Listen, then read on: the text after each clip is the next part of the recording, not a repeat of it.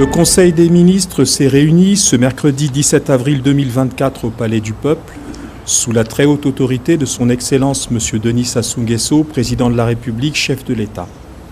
11 affaires étaient inscrites à son ordre du jour, soit 2 projets de loi et un projet de décret, au titre du ministère des Industries minières et de la Géologie.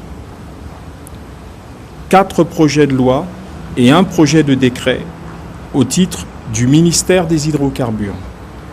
Un projet de décret au titre du ministère de l'Enseignement supérieur, de la Recherche scientifique et de l'Innovation technologique. Enfin, 2 communications présentées respectivement par le ministre de la Justice, des Droits humains et de la Promotion des peuples autochtones pour la première, et par le ministre de la Jeunesse et des Sports, de l'Éducation civique, de la formation qualifiante et de l'emploi pour la seconde. Invité par le Président de la République à prendre la parole, M. Pierre Aubat, ministre d'État, ministre des Mines et de la Géologie, a soumis à l'examen des membres du Conseil des ministres 2 projets de loi et un projet de décret. Le premier texte soumis à l'examen des membres du Conseil des ministres est un projet de loi portant réglementation de l'utilisation des sources de rayonnement ionisant et des applications nucléaires. Ce projet de loi part du constat que sur notre territoire, différentes entités publiques ou privées émettent, produisent ou utilisent des substances qui émettent elles-mêmes des rayonnements ionisants.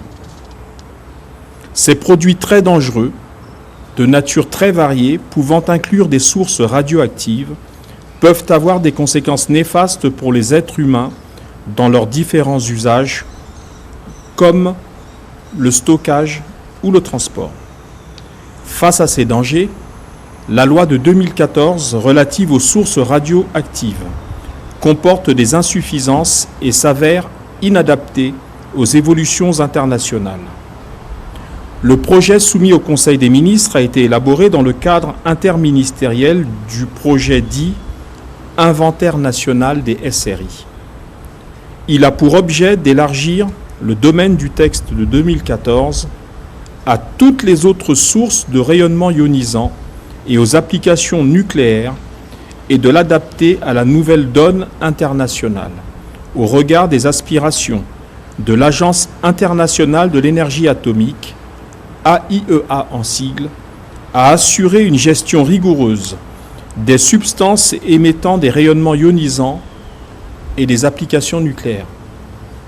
Après examen et discussion, le Conseil des ministres a approuvé le projet de loi portant réglementation de l'utilisation des sources de rayonnement ionisant et des applications nucléaires.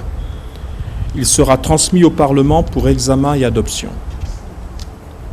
Poursuivant son propos, le ministre d'État Aubat a soumis au Conseil le texte devant logiquement accompagner et permettre une exécution pratique des dispositions de la loi examinées en amont et dont nous venons de parler, à savoir un projet de loi portant création de l'Agence congolaise de radioprotection et de sûreté nucléaire, ACRSN en sigle. Conformément aux dispositions de la loi du 24 février 2014 relative aux sources radioactives et au regard de la diversité des substances et des exigences édictées par l'Agence internationale de l'énergie atomique, AIEA en sigle, il apparaît nécessaire de procéder à des réformes afin d'étendre la portée des textes en vigueur.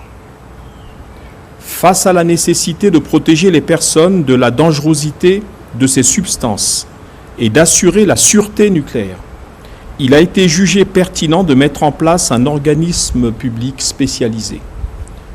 Compte tenu du caractère transversal de la question, le projet de création de l'Agence congolaise de radioprotection et de sûreté nucléaire, soumis au Conseil des ministres ce jour, a été élaboré avec le concours des personnes ressources issues des départements ministériels concernés par la problématique.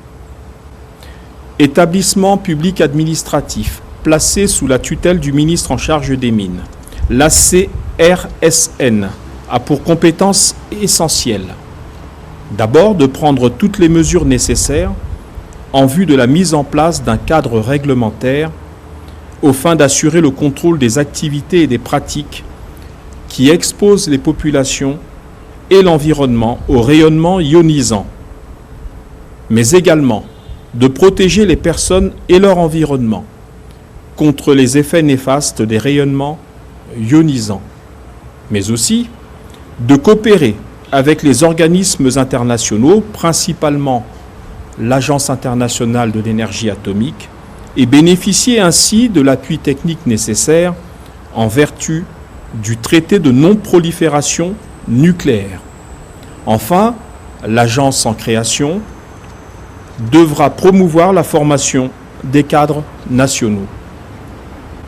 Après examen et discussion, le Conseil des ministres a approuvé le projet de loi portant création de l'Agence congolaise de radioprotection et de sûreté nucléaire, en sigle ACRSN. Il sera transmis au Parlement pour examen et adoption.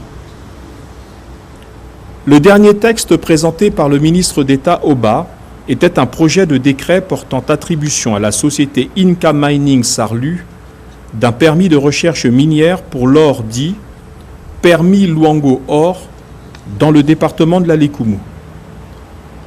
Bénéficiant d'une autorisation de prospection pour l'or obtenue en 2023, la société Inca a mis en évidence des indices intéressants de présence d'or. Elle a donc demandé un permis de recherche afin de mieux cerner le potentiel aurifère. Le coût prévisionnel de la campagne projetée pour une durée de 3 ans est de 84 507 600 francs CFA. Après examen et discussion, le Conseil des ministres a adopté le projet de décret portant attribution à la société Inca Mining Sarlu d'un permis de recherche minière pour l'or, dit permis Luango Or, dans le département de la Likoumou. Invité par le président de la République à prendre la parole, M. Bruno Jean-Richard Itoie, ministre des Hydrocarbures, a soumis à l'examen des membres du Conseil 5 projets de texte.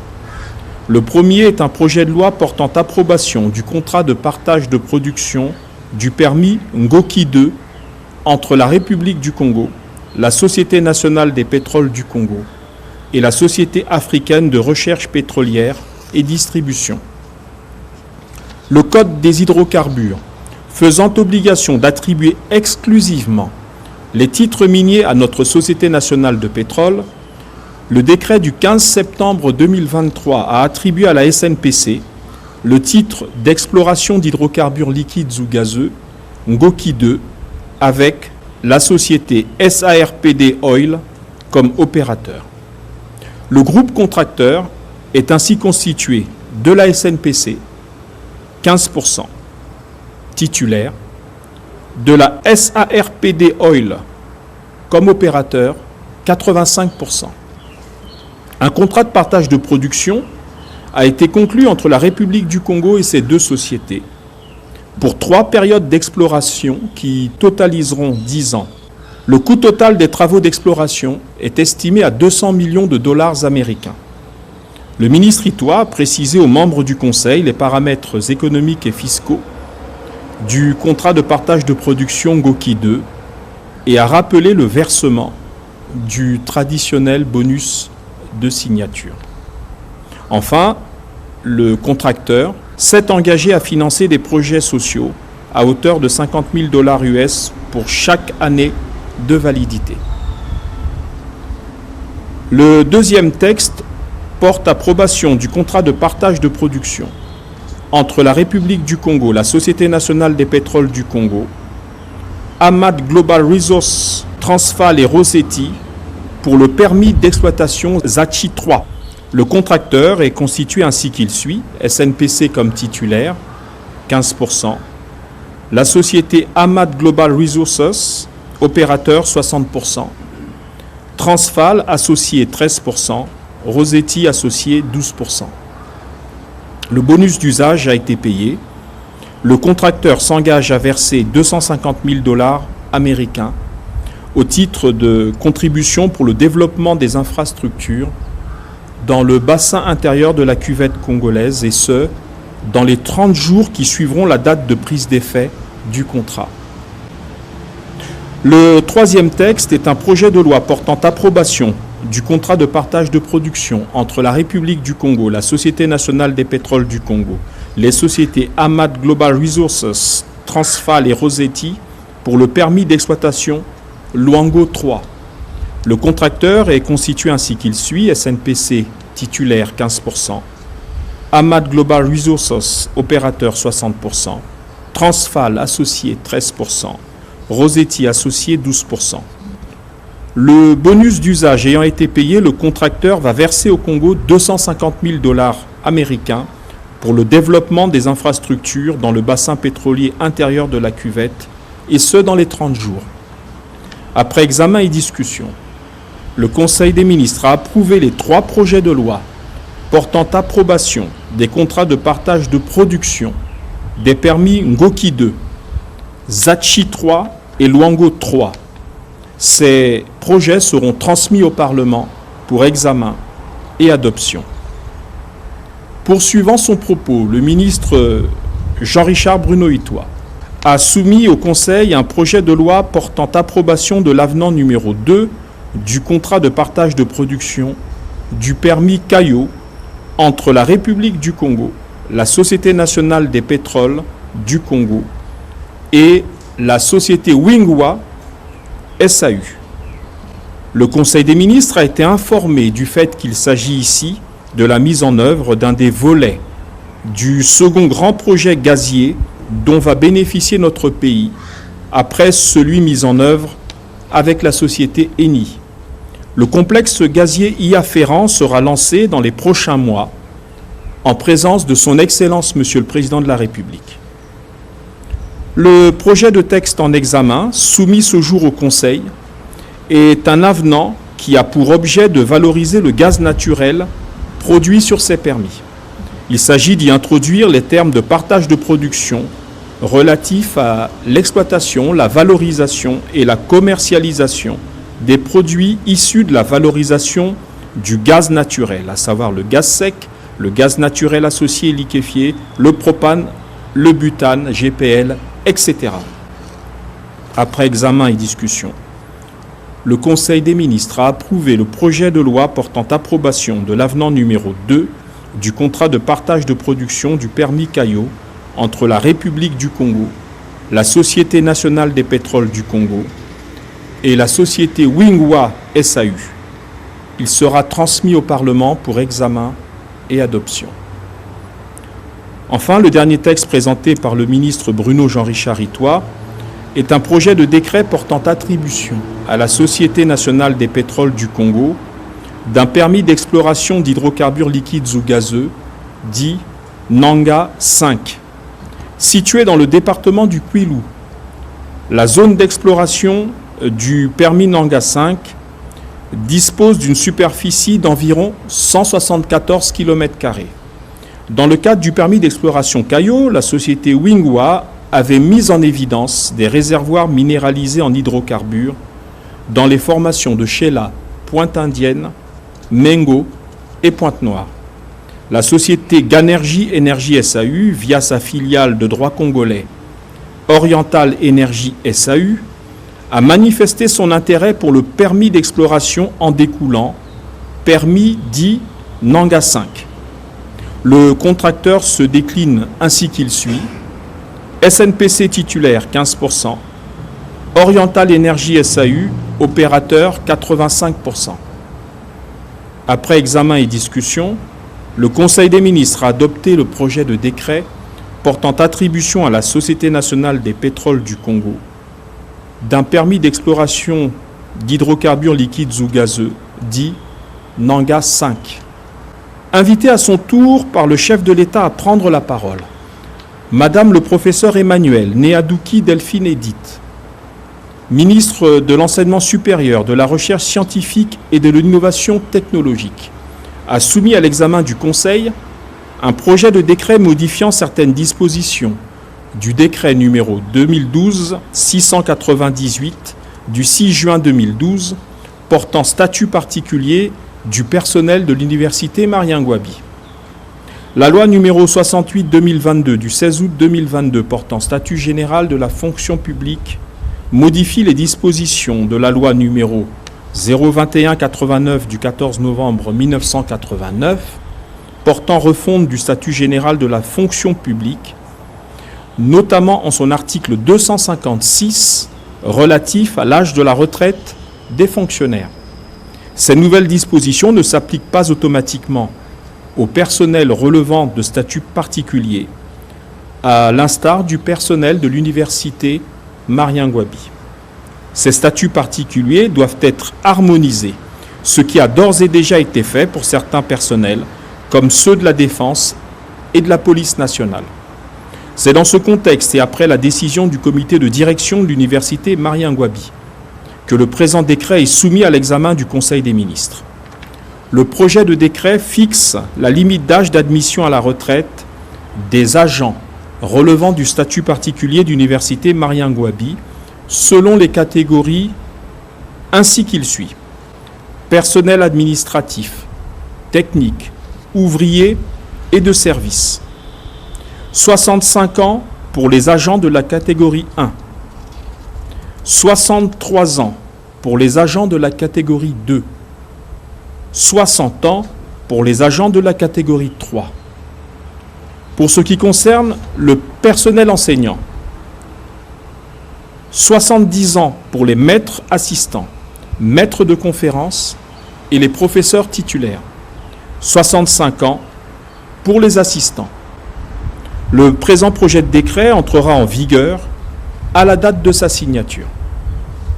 Après examen et discussion, le Conseil des ministres a adopté le projet de décret modifiant certaines dispositions du décret numéro 2012-698 du 6 juin 2012 portant statut particulier du personnel de l'université Marien-Ngouabi.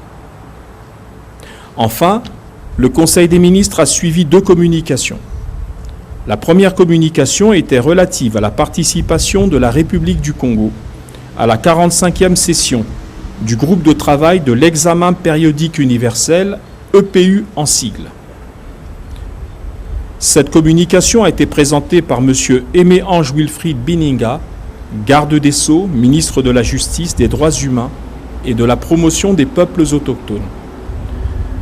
Réuni à Genève en Suisse du 22 janvier au 2 février 2024, le groupe de travail de l'examen périodique universel, EPU en sigle, a connu son moment le plus important pour ce qui concerne notre pays, avec notre passage pour la 4e fois devant le Conseil des droits de l'homme des Nations Unies le 30 janvier 2024. À cette occasion, le ministre Bininga et la délégation qui l'accompagnait, dont faisait notamment partie Mme Inès Nefer-Bertille Ingani Vumboyalo, ministre de la promotion de la femme, de l'intégration de la femme au développement et de l'économie informelle.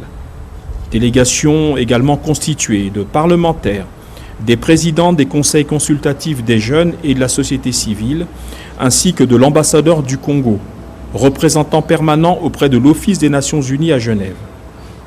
Le ministre Bininga a donc présenté un bilan exhaustif des politiques de promotion et de défense des droits de l'homme dans notre pays, sous forme de bilan et de perspective depuis le précédent passage devant cette instance qui date de l'année 2018. Il en ressort un satisfecit des instances des Nations Unies sur la politique mise en œuvre en matière de ratification et d'adhésion du Congo aux instruments juridiques internationaux et régionaux relatifs aux droits de l'homme. Le Conseil des droits de l'homme de l'ONU a également marqué sa satisfaction quant à la priorité donnée à la protection des populations les plus vulnérables. Il a également félicité notre pays pour l'adoption de la loi Mouebara de protection des femmes et des enfants. Le Conseil des ministres a pris bonne note de ces informations données par le ministre Bininga.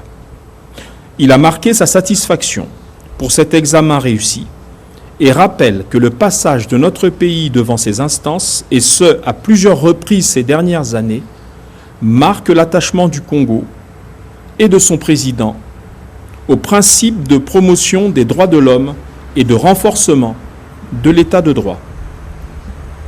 La seconde communication, présentée par M. Hugues Nguelondele, ministre de la Jeunesse et des Sports, de l'Éducation civique, de la formation qualifiante et de l'emploi, était relative à la participation du Congo aux compétitions sportives internationales. Il ressort de cette communication que les difficultés liées à la logistique nuisent à la mise en place d'une préparation complète et cohérente de nos athlètes, ce qui empêche hélas notre pays d'atteindre les niveaux de performance que nos populations sont en droit d'attendre de nos sportifs. Après un ample débat sur le sujet, le président de la République, son Excellence M. Denis Sassou Nguesso, a instruit le ministre en charge des Sports de produire un rapport exhaustif de la situation et de le lui faire parvenir par le biais du Premier ministre chef du gouvernement afin que des décisions soient prises et mises en œuvre par l'État. Plus rien n'étant inscrit à l'ordre du jour, le président de la République a clos la réunion et levé la séance. Commencée à 10 h, la réunion du Conseil des ministres a pris fin à 12h45. Faite à Brazzaville, le 17 avril 2024, pour le Conseil des ministres, le ministre de la Communication et des Médias, porte-parole du gouvernement.